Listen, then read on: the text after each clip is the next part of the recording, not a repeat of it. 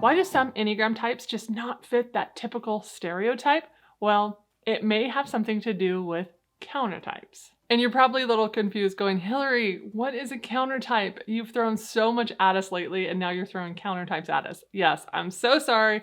There's so much to learn about the Enneagram. There's so many different moving pieces to it and different things like that. So just when you thought you knew all there was to know about the Enneagram, I throw something new at you. Before I dive into countertypes, I want to go ahead and introduce myself to those that are new here. I'm Hillary. I'm your certified Enneagram life coach, and I love teaching you guys the Enneagram in the simplest and easiest way possible. You guys know that's what I love to do. I love to teach you guys in a very simple and easy way so that you can understand yourself and those in your life better. And so let's go ahead and dive into what are countertypes. The first thing you need to know is all 9 types, types 1, 2, 3, 4, 5, 6, 7, 8, 9, they all have a countertype. And this is due to every type having a subtype. So you guys have probably heard of the subtypes. They're called self-preservation, they're called social, they're called sexual, also known as one-to-one. Those are your subtypes within your type. Today, we're going over the countertype 1.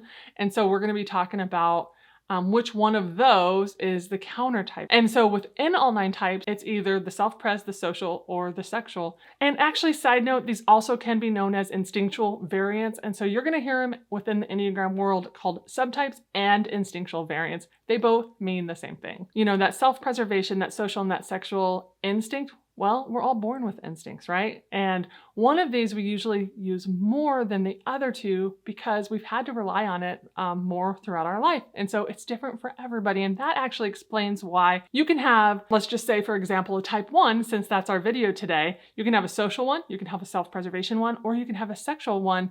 And all 3 of them might present a little differently. And especially if you are the subtype of the 1, then you're not even going to act and behave like that stereotypical one all the time. But the cores of you are the same. And so that is what I'm teaching you guys about today. All right, so what is that countertype of the 1? Well, it's the sexual subtype or the sexual instinct. If you are a type 1 that relates to the sexual instinct first, then you are a countertype 1, which means you don't always act and behave like a lot of the other ones that you meet. A quick difference between the self-preservation, the social, and the sexual, just a quick way to think about it is a lot of times that self-preservation instinct is the total perfectionist. That's the one that just wants to have everything perfect. Not all ones want to be perfectionists, hot tip, but the self-preservation one a lot of times does want to be the total perfectionist. And then you move on to the social one, which the social one wants to model the perfect person. And so they do want to be perfect and they want to model that from other people. And then you move on to the countertype sexual one, which they want to perfect others, but not themselves. And so a lot of times they find themselves perfecting other people or even the world, but they're not as interested in being perfect themselves. And so that's a really quick difference between the 3.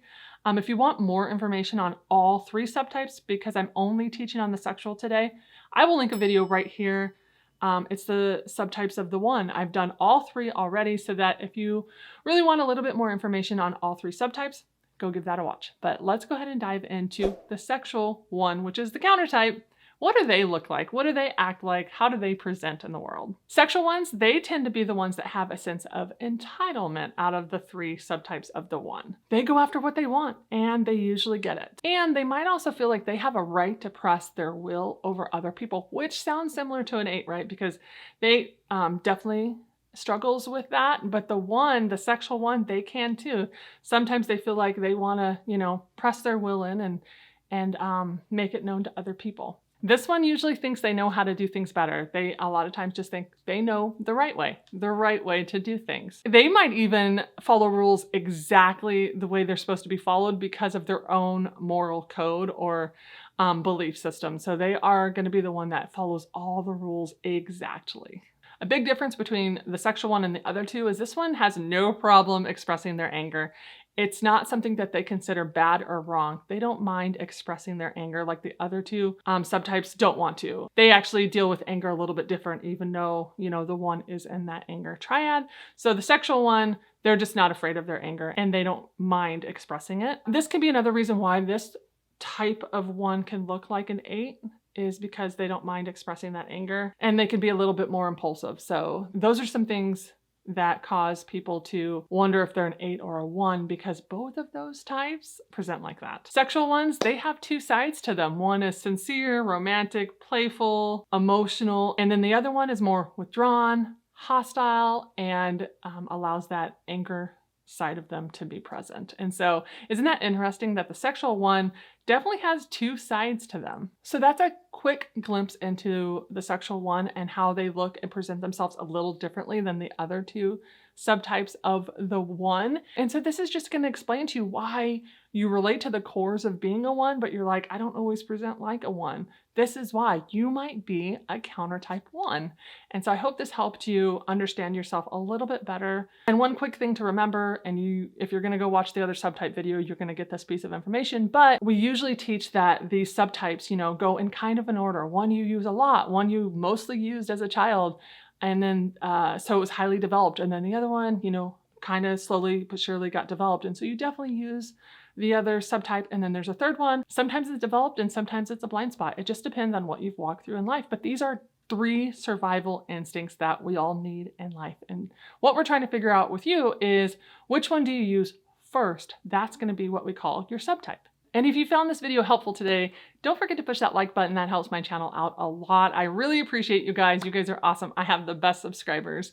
And thank you so much for watching today. I never like to close these without letting you guys know that if you have gotten to this point and you're still struggling, or you watch this for somebody else, but you're like, hey, wait, I actually am struggling to know what my actual type is, or what my subtype is, or wing, or anything like that.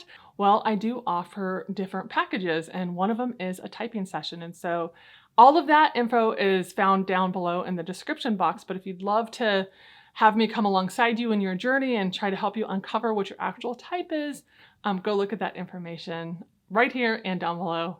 Anyways, it was great talking to you guys today. Thanks so much for watching. Until next time, bye guys.